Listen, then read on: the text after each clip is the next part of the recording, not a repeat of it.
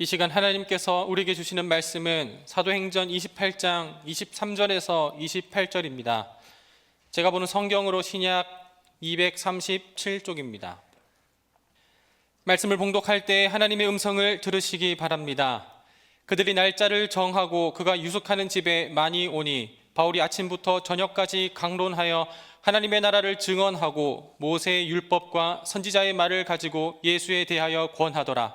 그 말을 믿는 사람도 있고 믿지 아니하는 사람도 있어 서로 맞지 아니하여 흩어질 때에 바울이 한 말로 이르되 성령이 선지자 이사야를 통하여 너희 조상들에게 말씀하신 것이 옳도다.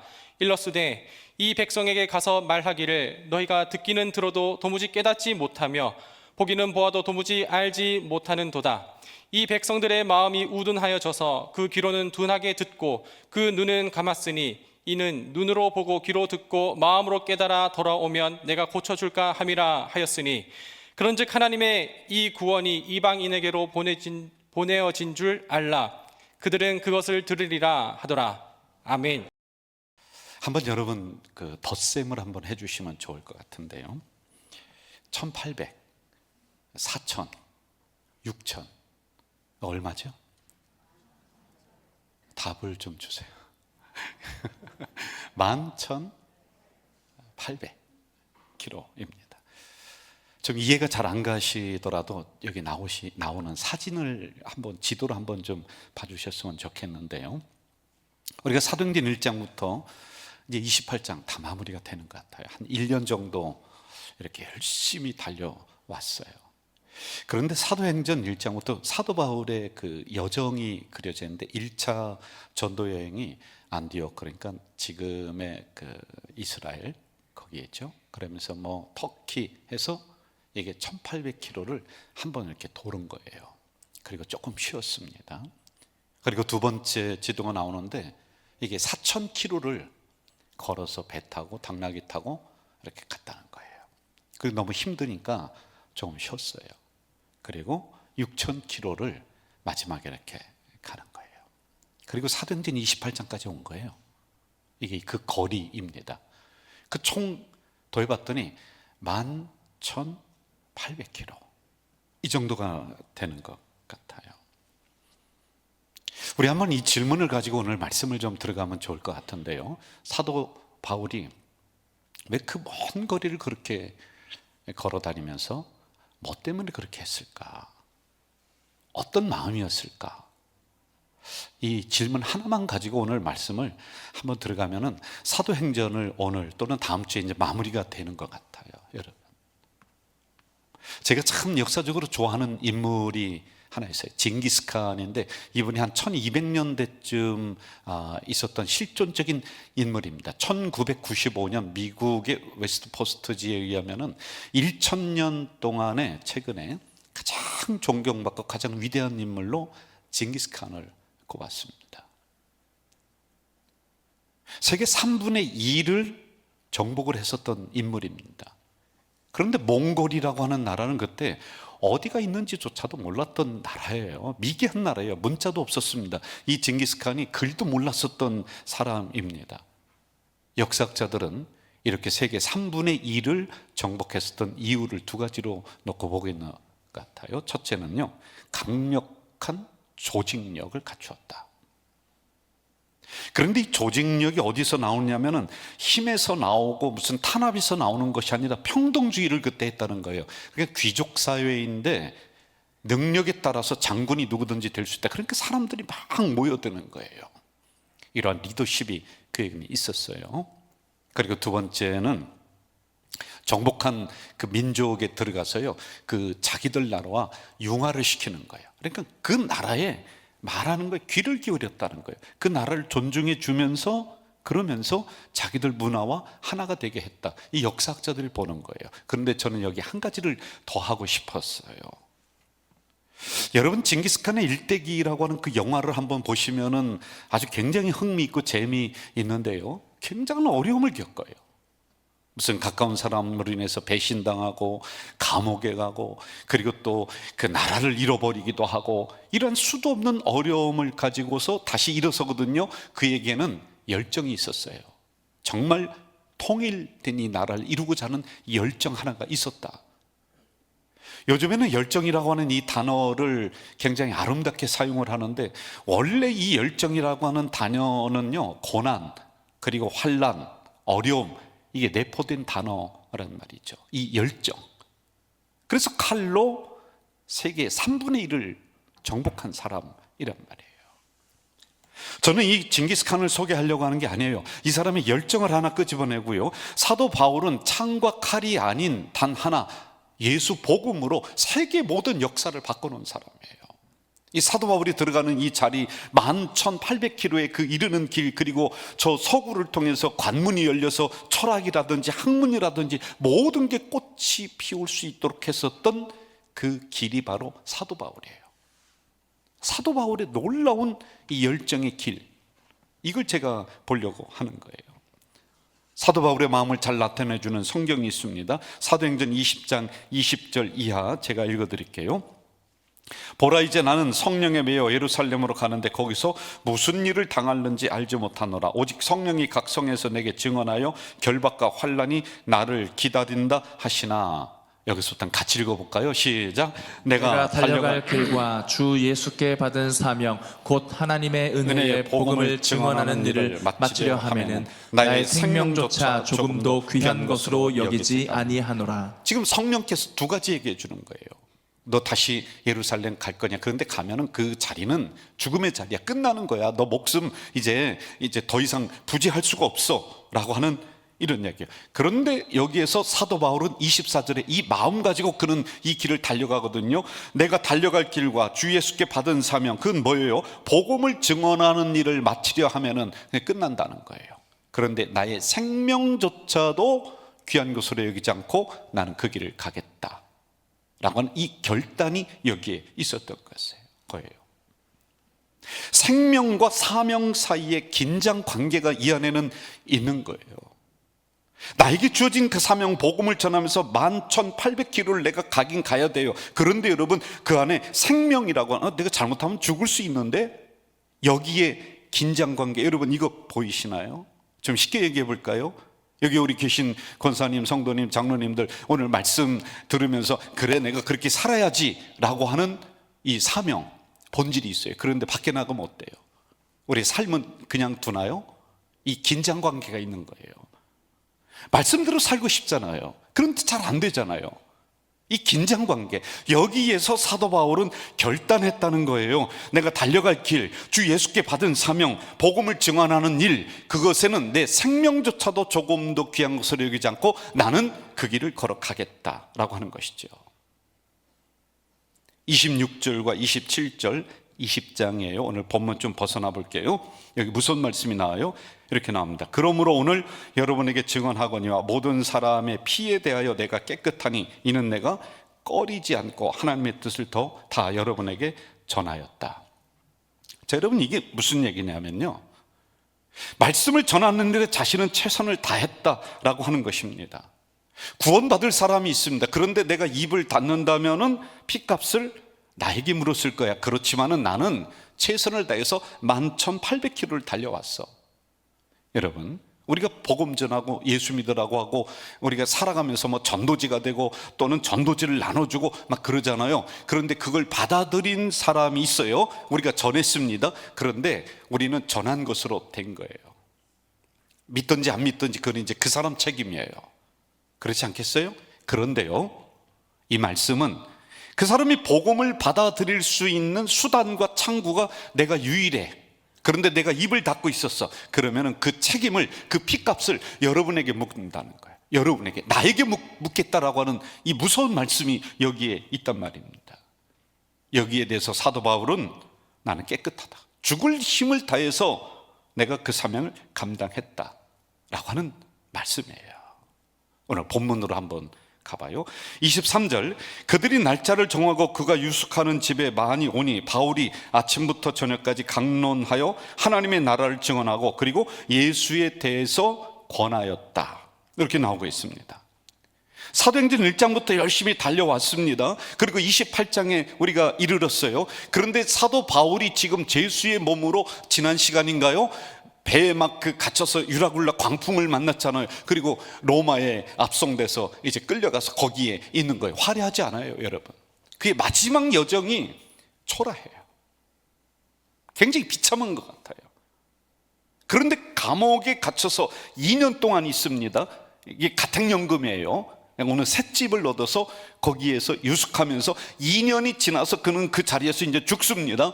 그런데 오늘 나오는 말씀 보니 수많은 사람을 여기로 오게 했다. 자기 집으로 오게 한 거예요. 그리고 말씀을 전했다. 그리고 예수를 권면했다. 예수 믿으라고 그리고 그들에게 이야기했다라고 하는 것입니다. 복음을 끝까지 전했다는 것이죠. 여기서 우리가 오해하지 말아야 할 단어가 있습니다. 사도 바울의 전도 방법을 저는 3가지로다가 이렇게 정리를 한번 해봤어요. 그가 11,800km를 걸어가면서 왜 걷느냐? 사람 얻기 위해서 간 거예요. 사람 얻으려고요. 그 한 사람이 1,000명을, 10,000명을, 10만 명을. 그래서 로마서에 보면 그가 마지막 사역을 정리하면서 사람 이름을 하나하나 기록을 해놓고 있어요. 사람 얻으려고 그 길을 걸어갔던 거예요. 그리고 그냥 스쳐 지나는 것이 아니라 뭐냐면 그들의 삶 속으로 들어간, 생활 속으로 들어간 거예요. 그리고 최선을 다해서, 열정을 다해서, 진심을 담아서 하나님의 말씀을 하나하나 그들에게 가르쳤다라고 하는 것이죠. 본문을 조금 더 이어나가 볼게요. 24절, 그 말을 믿는 사람도 있고 믿지 아니하는 사람도 있었다. 그렇겠죠.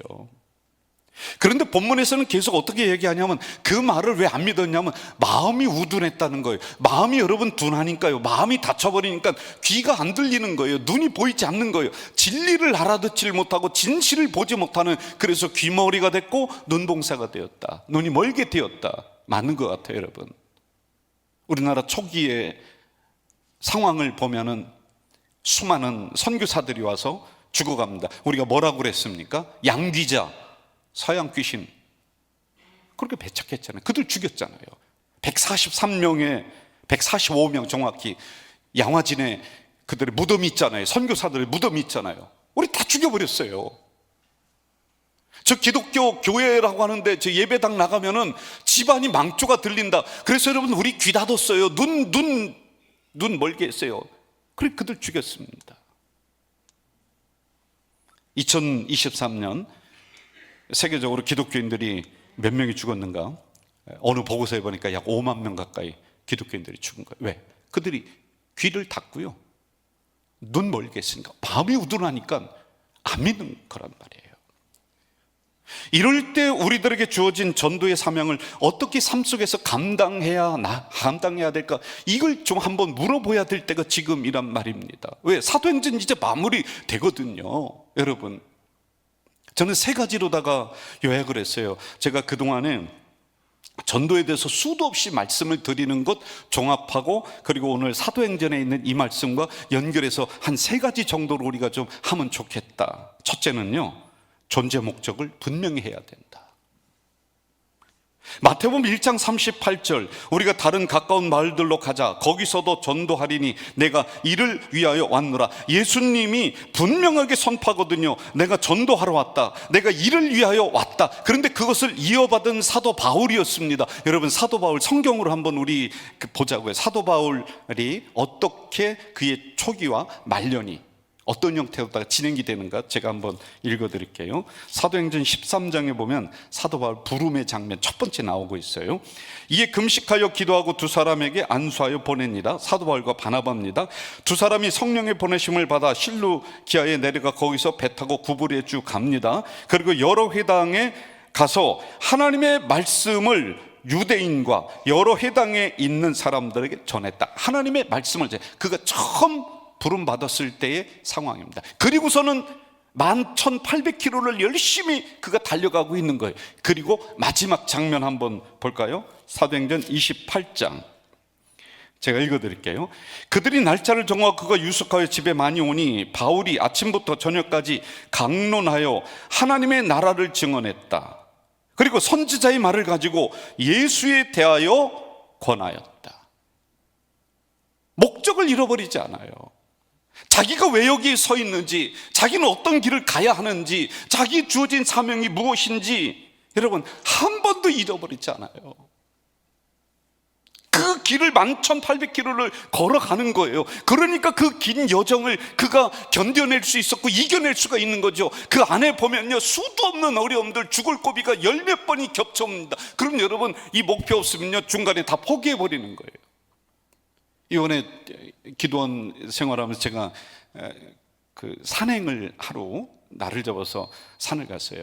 그 정상을 정복하는 것은 너무 어렵고 그래서 둘레길 한 5, 6km 정도 있는데 가볍게 등산 목장을 하고 이렇게 걸어갔습니다. 사람들이 많이 오고 가고 그랬는데요, 제가 어느 지점에서 눈이 많이 있는데 거기서 앉아서 아주 힘드니까 좀 쉬고 있었어요. 그런데 어떤 사람이 저 뒤에서 터벅터벅 걸어오는 거예요.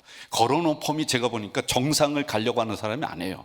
그냥 터벅터벅 걸어요. 그러더니 제가 있는 그 옆에 털푸덕이 탁 앉더라고요. 그래, 어디서 오셨냐고 그러면서 물도 한 잔 뭐 나눠 마시고 이렇게 했는데, 이분이 뭐 깊은 얘기를 하는데 그 짧은 시간 동안에 뭐라고 하느냐면, 저는 그냥 인생 별로 그냥 의미가 없어요.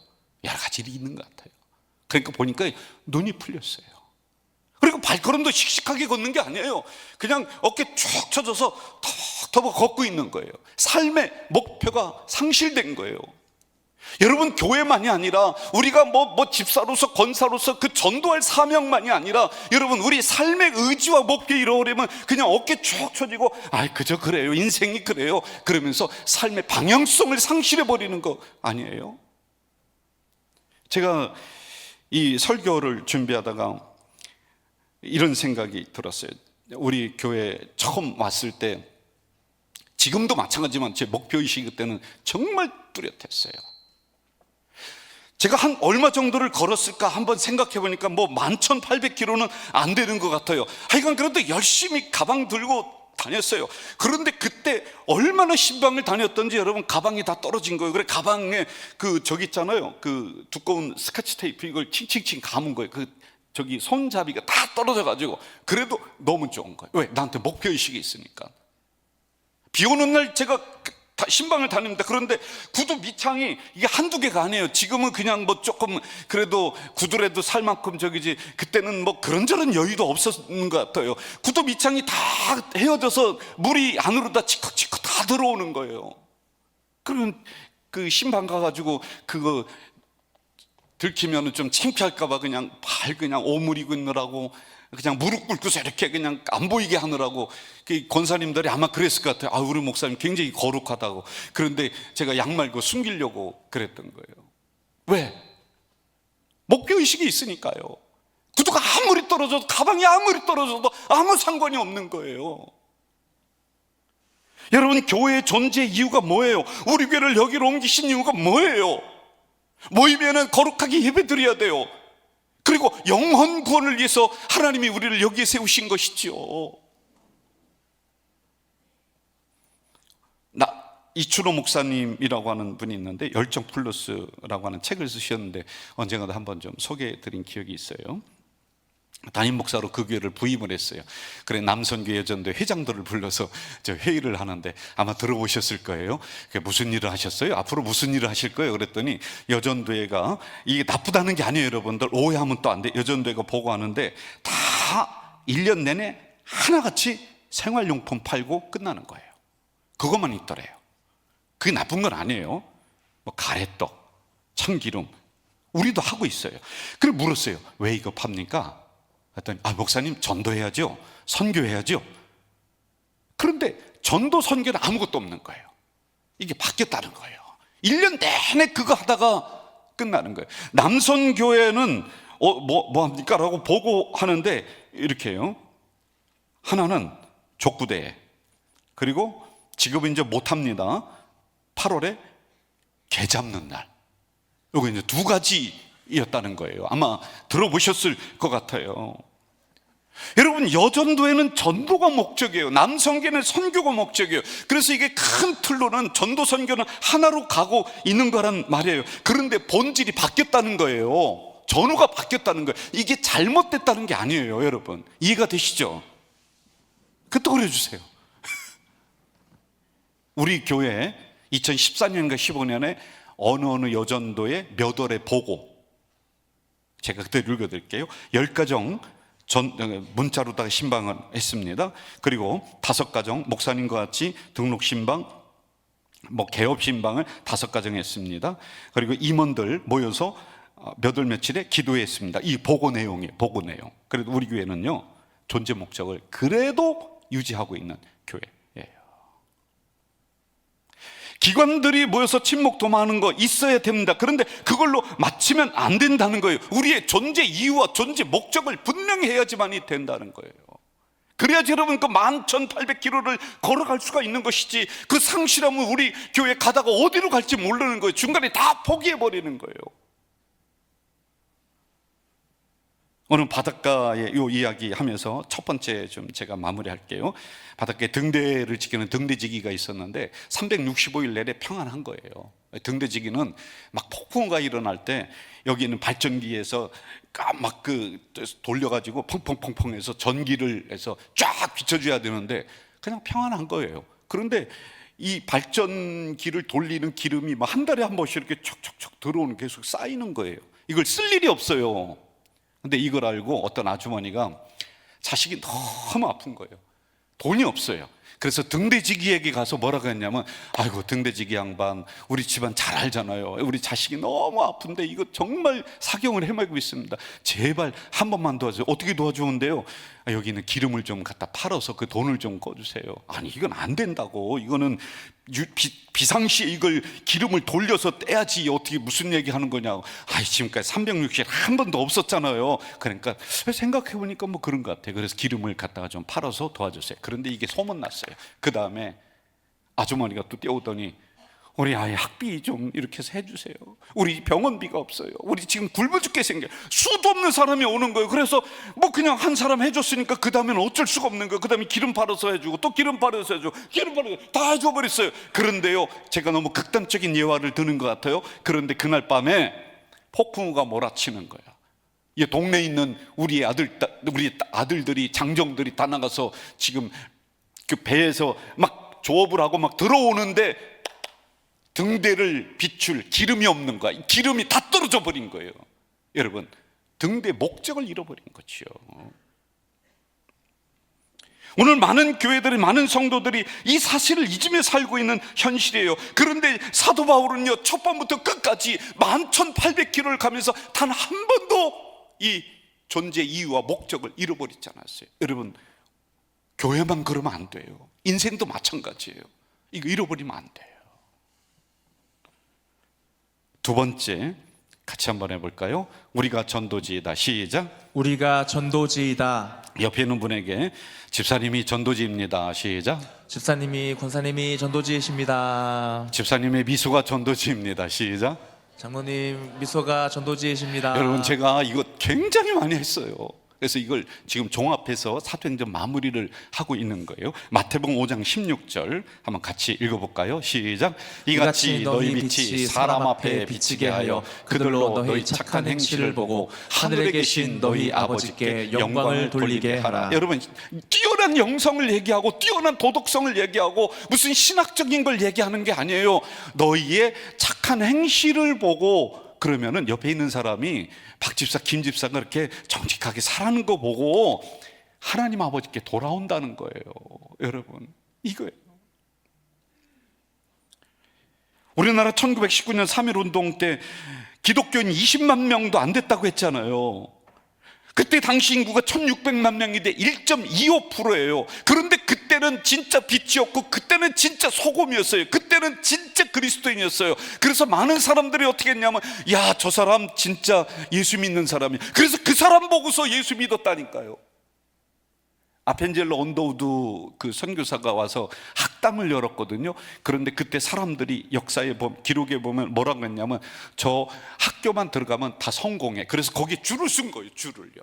그땐 여러분들, 그 적은 그리스도인들인데도 물산 장려 운동, 금조 운동, 금연 운동, 뭐 빚값 자는 운동, 이거 다 기독교예요. 기독교가 했던 거예요.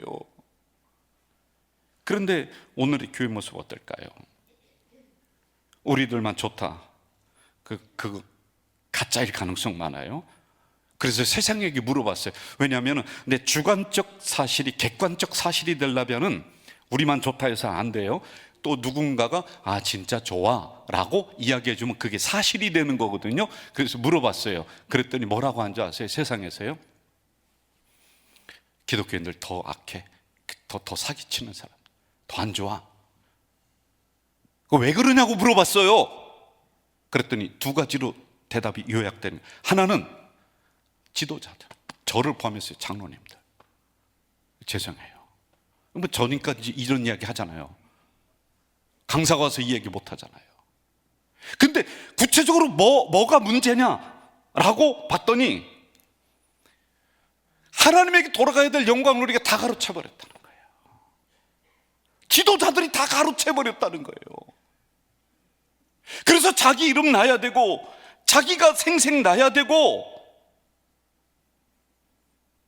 교리문답 1번에 보면은 사람이 제일 되는 목적이 뭐라고 했냐면 하나님께 영광을 돌리며 그를 영화롭게 하는 것. 그런데 그 자리에 우리가 다 올라간 거예요. 지도자들이요. 다 올라갔어요.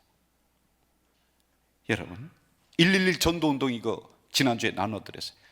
저는 지도자들이 이것만 내려놓고 우리가 겸손한 자리에 간다면은 전도 저절로 돼. 교회 저절로 사람들이 오는 거예요. 그런데 우리들이 이거 잘못해 지나친 욕심, 거짓말 밥 먹듯이 하는 그런 인격으로, 그런 영성으로 어떻게 세상을 감동시키고 성도를 감동시킬 수 있느냐는 거예요. 존 깔뱅은 이렇게 얘기해요. 오직 하나님께 영광을 하면서 아주 청빈하게 살아요. 허례의식하지 않아요. 이런 유언을 남겨요. 나 죽으면은 내 무덤을 한 평짜리, 그것도 넘지 마라. 다음과 같이 이야기하죠. 피조물 들은 그 무엇으로도 하나님의 영광을 가려서는 안 된다. 그런데 우리가 가린 거예요. 이거 돌려드려야 돼요. 또 여러분에게도 문제가 있습니다. 적어도 내가 살아가고 있는 그 주변에서 복음의 책임적 존재는 돼야 돼요. 이 성경 말씀 다 지키라는 게 아니에요. 적어도 복음의 책임적 존재라는 것은 좀 쉽게 들어갈게요. 사람들과 약속했으면 약속 지켜야 돼요. 외상값 갚아야 되는 거예요. 쉽게 얘기해서 이런 거예요. 이게 복음의 책임적 존재란 말이에요. 그런데 우리 너무 이중적인 잣대 아닙니까? 여기서는 집사고 권사고 다 장로고 다 목사고 밖에 나가면 어떻습니까, 여러분? 솔직히 터놓고 얘기해 보자고요. 교회면 주여 주여 부르짖지만은, 아니 밖은 그렇다 쳐, 우리 안에서도 문제예요. 우리들끼리도 문제가 되는 게 얼마나 한국교회 많이 있어요. 얼마나 날카로운 칼이 되어서 상대방을 찌르고 베고, 얼마나 험담하고. 적어도 하나님을 믿는 사람들이 있는 곳에는 상식적인 수준에서 진실이 있고 정직이 있어야 돼요. 그러면요 111 전도운동 이거 돼요. 그래서 사도 바울은 11,800km를 걸어가면서 그는 스쳐 지나가는 것이 아니라 그들의 삶 속으로 들어가는 거예요. 그들의 생활 속으로 들어가는 거예요. 자기가 전도지가 되는 거예요.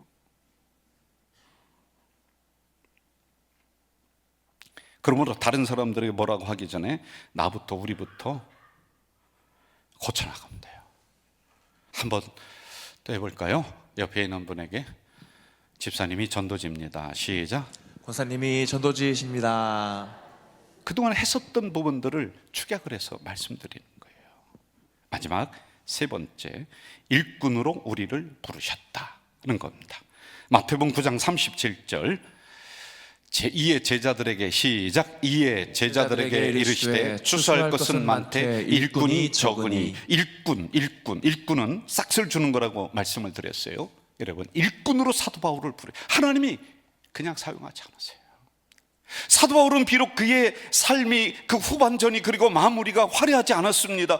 전셋집에서 나중에는요 그 어느 이름 모를 수도원에 가서 목이 잘려 죽었습니다. 그런데 그가 그 11,800km를 걸어가면서 얻었던 그 사람들 하나하나, 로마서에 나오는 그 사람들의 가문을 파고 들어가 보세요. 믿음의 명문 가문이 되는 거예요.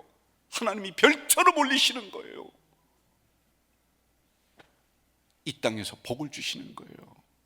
하나님이 거저 우리를 부려먹지 않으세요? 어느 집 가서 밥 맺더니 주는 품삯 정도의 그 정도로 생각하시면 안 되는 거예요. 여러분을 하늘의 별처럼 올리시고 여러분의 자녀를 하늘의 별처럼 올려주실 줄 믿습니다. 이게 바로 일꾼에게 주시는 상급이에요. 저를 또 따라해 봅시다. 전도하면 형통합니다. 형통합니다. 이거예요. 옆 사람에게 시작. 전도하면 형통합니다. 오늘 마태복음 9장 35절 전도에 대해서 막 얘기하시다가 마무리 이렇게 하세요. 모든 병과 모든 약한 것을 고치셨다. 이게 전도하는 사람들에게 오는 놀라운 복이에요. 저는 육적인 복, 영적인 복, 땅의 복, 하늘의 복이 우리 가장 공동체에 일어날 줄로 믿습니다. 믿습니다. 마무리할게요. 막 우울증에 너무 시달리는 한 젊은 사람이 있었어요. 그런데 그가 영국에서 4번이나 수상을 역임했던 글래드 스톤이라고 하는 사람에 가서 너무 우울증이 심하고 너무 힘들어요. 어떻게 하면 되겠어요? 그랬더니 아주 단순하게 이렇게 한 가지 방법이 있다. 예수님 믿어야 돼요. 그리고 구원받아야 돼요. 그리고 전도하셔야 돼요. 그러면은 이 어려움에서 헤어날 수가 있어요. 단순하잖아요. 그런데 놀라운 진리가 이 안에 있는 거죠. 이제 그냥 우리들이 교회에서만 있으면서 구원을 이야기하고 확인하려고만 안 돼요. 구원의 완성은 완성이 아니라, 구원은 완성이 아니라 시작이에요. 시작은 어디서 하느냐? 여러분의 삶 속에서. 제가 신학적인 게 아니라 신앙적으로 얘기하는 거예요. 여러분의 삶 속에서 구원을 하나하나 더 이루어가야 돼요. 구원의 덕을 베풀어야지만이 돼요. 바울은 11,800km의 그 여정을 진실하게 달려왔습니다. 여러분, 거기서 끝나라는 게 아닙니다. 사도행전 28장까지 우리가 왔습니다. 여기서 끝나라는 것이 아닙니다. 오늘 가작 공동체 우리들에게 사도행전 29장을 써라, 30장을 써라, 31장을 써라. 11,800km 그 여정을 달려왔는데 그걸 이어받아서 11만 8,000km를 우리가 달려가라. 이거 우리 교회에게, 우리들에게 주신 사명이에요. 저는 이 사명을 감당하는 우리 공동체 되시길 주의 이름으로 축원합니다. 우리 찬양하시면서 우리 마음을 한번 좀 고백해 봅시다. 이렇게만 돼도 우리는 전도가 가능할 것 같아요. 같이 합시다.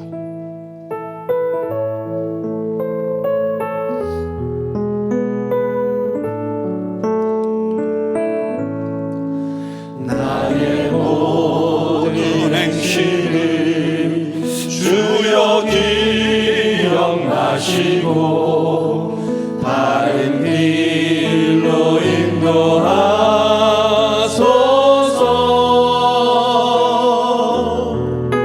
기쁠 때나 슬플 때 나와 동행하시며 밤낮으로 인도하소서.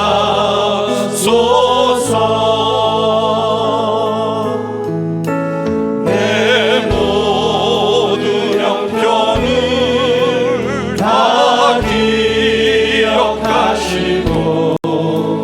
늘 나와 동행하옵소서.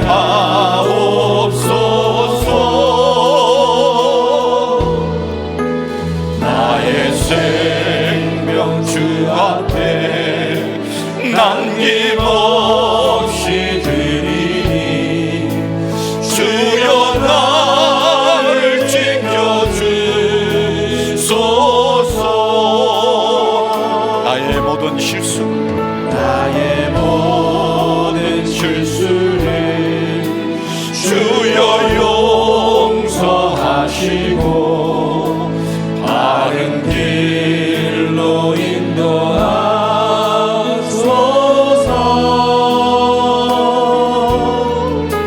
주의 크신 사랑과 하늘나라 영광을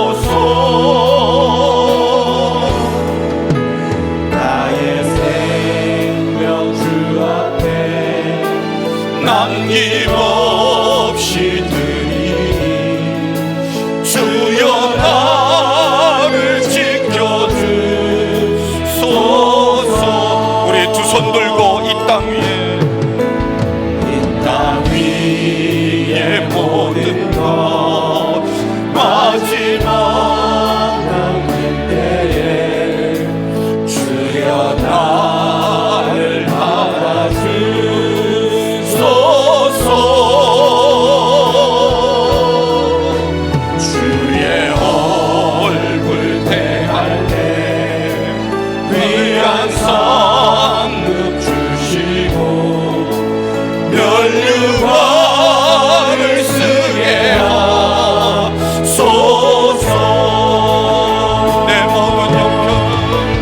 내 모든 형편을 다 기억하시고 늘 나와 동행하옵소서.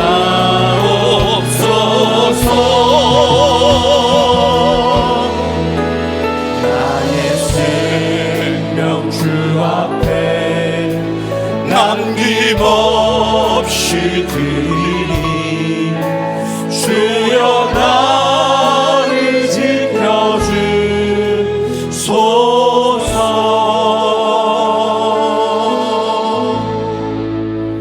11,800km 그 여정을 끊임없이 달려갔었던 그 열정, 한 사람을 얻기 위해서 천리길도 만리길도 마다하지 않고 달려갔던 그 사도 바울의 그 마음, 그 목표 잊지 않고 우리가 이어받을 수 있도록 도와주시옵소서.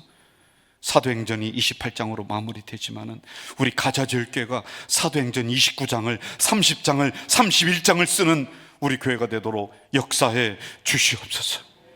사도 바울은 11,800km 그 여정이 끝났지만은 그 여정을 우리 가자 공동체가 이어받아서 그 여정을 계속 달려나가는 우리가 되도록 도와주시옵소서.